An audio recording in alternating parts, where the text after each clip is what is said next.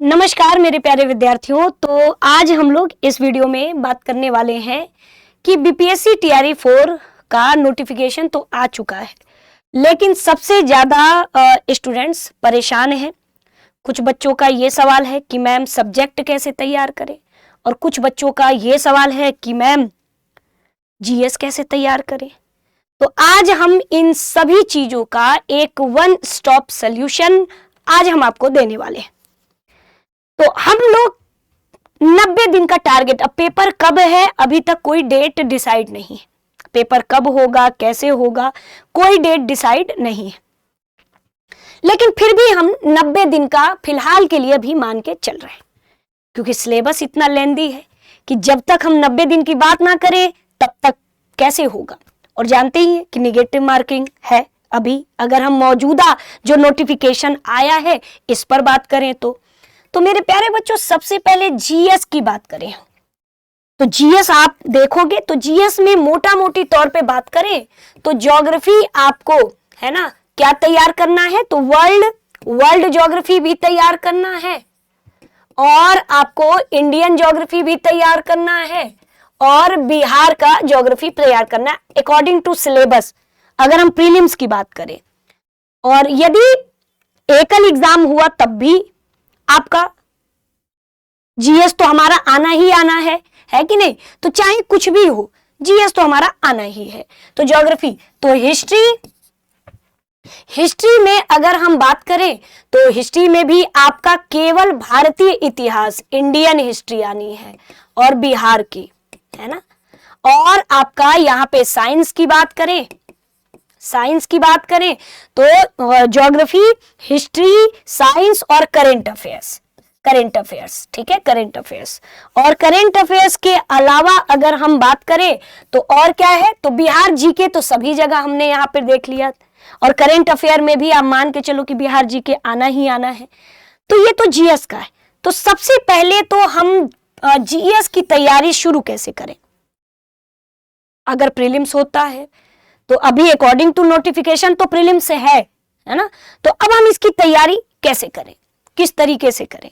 तो स्टूडेंट्स, मैं आपको बता दूं कि सबसे पहला काम जीएस का ये है कि आज 5 वर्षों में जितने पेपर आए हैं बीपीएससी के, चाहे वो पीसीएस के ही पेपर क्यों ना हो, आप बीपीएससी के वेबसाइट पर जाओगे तो वहां पर एक क्वेश्चन बुकलेट वाला सेक्शन आएगा। क्वेश्चन बुकलेट आप जाना, अब तक 5 सालों में बीपीएससी ने मतलब जो जो एग्जाम कराए हैं वो सारे के सारे पेपर को आपको सॉल्व करना है, पूरा सॉल्व करना है।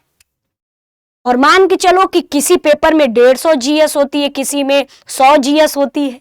तो सोचो कि 5 सालों में अगर आप पूरा बीपीएससी का जीएस का पेपर घोल के पी जाते हो, और भाई इतना तुम्हें पता है कि आप विद्यार्थी हो और आप लगातार तैयारी में हो, तो अब आपके पास तो ऑलरेडी पहले से नोट्स बने होंगे, पहले से आपने पढ़ा होगा, तो चिंता की बात ही नहीं है।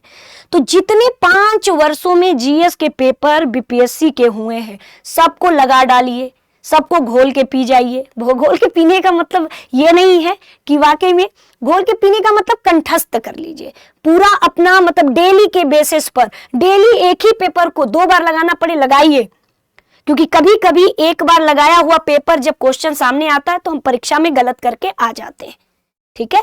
और ये तो जीएस की चीजें हैं। अब आते हैं आपके मेन सब्जेक्ट वाला। 6 से 8 में आपका जो भी 2 सब्जेक्ट हो, आपका 9 से 10 में जो भी 2 सब्जेक्ट हो, आपका 1 से 5 में तो पूरा जीएस। तो जीएस की तो मैंने बात ही की। तो अभी हम लोग पीआरटी के जो मेन सब्जेक्ट वाले होते हैं उस पर भी हम बात करेंगे, 11, 12 और 6 से 12।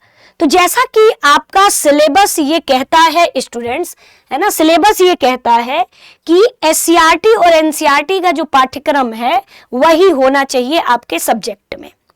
तो आप जानते हो कि सबसे पहले मैं आपको बता दूं कि अगर आप पीआरटी दे रहे हो तो कक्षा 6 से 10 तक की पूरी एनसीईआरटी आप पढ़ लेना है, चाहे वो ज्योग्राफी हो, चाहे वो हिस्ट्री हो, चाहे वो आपका पॉलिटी वाला सेक्शन हो, चाहे वो विज्ञान वाला सेक्शन हो, आपको ये पूरा पढ़ना है, ठीक है। तो क्योंकि अभी विशेष शिक्षक भर्ती हुई थी, तो विशेष शिक्षक भर्ती में प्राइमरी में अभी अभी पेपर हुआ था, बीपीएससी ने लिया था, पूरा एनसीईआरटी का ही लाइन बाय लाइन उठा के इन्होंने डाल दिया था।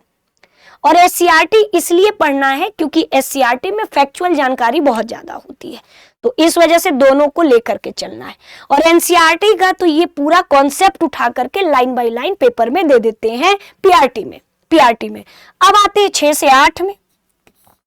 6 से 8 की अगर हम बात करें तो आप 6 से 10 तक की पूरी जो भी आपका 2 सब्जेक्ट हो, अदरवाइज कोई भी सब्जेक्ट 2 हो, चाहे वो हिस्ट्री ज्योग्राफी हो या ज्योग्राफी इकोनॉमी हो या ज्योग्राफी पॉलिटी हो या पॉलिटी हिस्ट्री हो, कोई भी 2 सब्जेक्ट हो, उसकी एनसीईआरटी उठाइए और 6 से 10 तक लाइन बाय लाइन रीड करना है, लाइन बाय लाइन नोट्स बनाना है, लाइन बाय लाइन पढ़ना है और जितने प्रीवियस ईयर क्वेश्चंस हैं उसको लगाना है।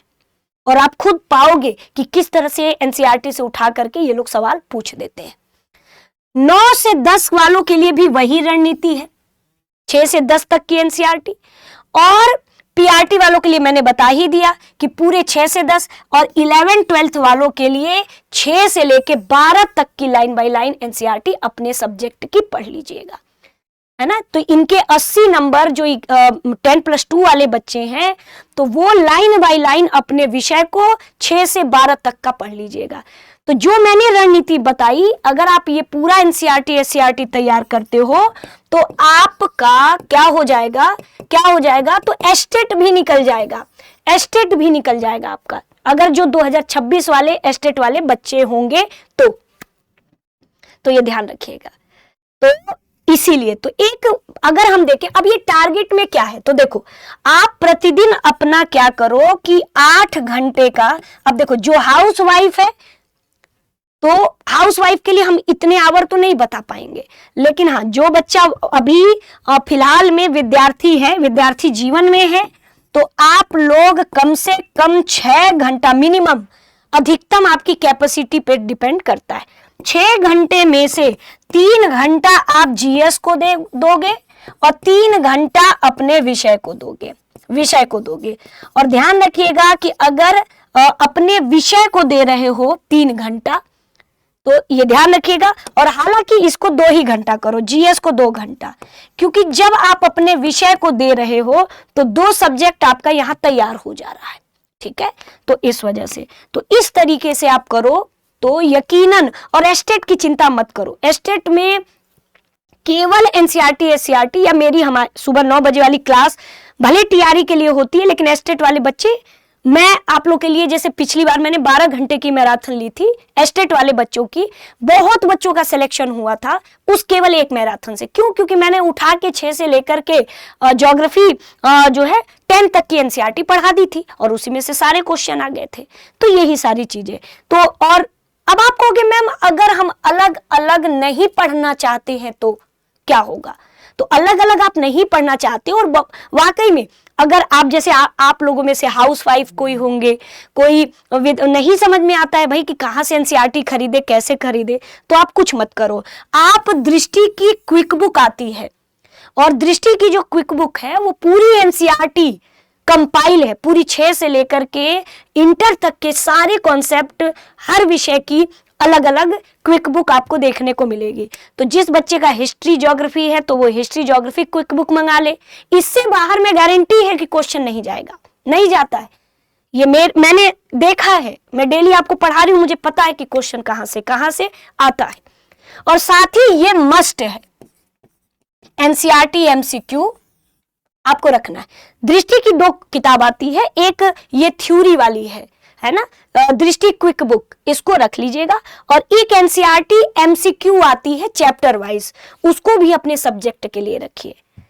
तो जीएस की तैयारी आप केवल प्रीवियस ईयर क्वेश्चन अब तक 5 सालों में जितना है उसको आत्मसात करिए और विषय की तैयारी करनी है।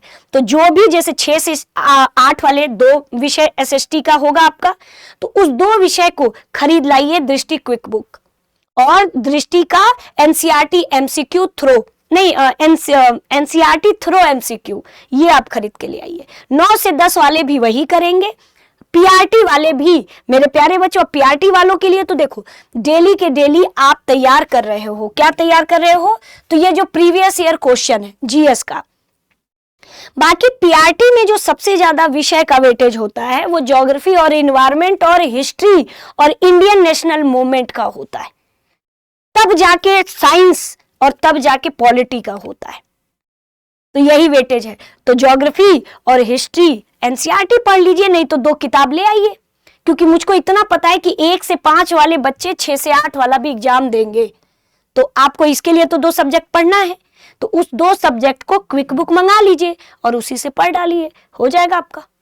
और प्रीवियस ईयर सारे क्वेश्चन घुमा फिरा के सारा प्रीवियस ईयर क्वेश्चन ही देते हैं ये लोग, भले ऑप्शन चेंज कर देंगे लेकिन लगभग मिलता जुलता सवाल है सारे। और ये तो एनसीईआरटी के लाइन बाय लाइन सवाल देते हैं। तो कुल मिला के ओवरऑल मैं बस एक बात पे आऊंगी कि जो बच्चे जीएस के लिए, तो जीएस तो मान के चलिए कि जितना भी 5 सालों में बीपीएससी ने कराए उसको एकदम करिए, जरूरी है। और जितना टीचिंग एग्जाम्स में आपके सवाल हुए हैं, टीआरई में जितना भी टीआरई में पूछा गया है उसको प्रीवियस ईयर क्वेश्चन को करिए।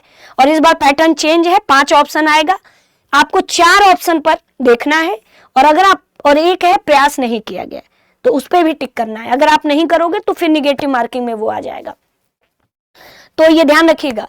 तो और दूसरा, हमें एनसीईआरटी, अपने एनसीईआरटी को पढ़िए एटलीस्ट 3 एनसीईआरटी तो पढ़ ही डालिए, हिस्ट्री, ज्योग्राफी, पॉलिटी, ठीक है।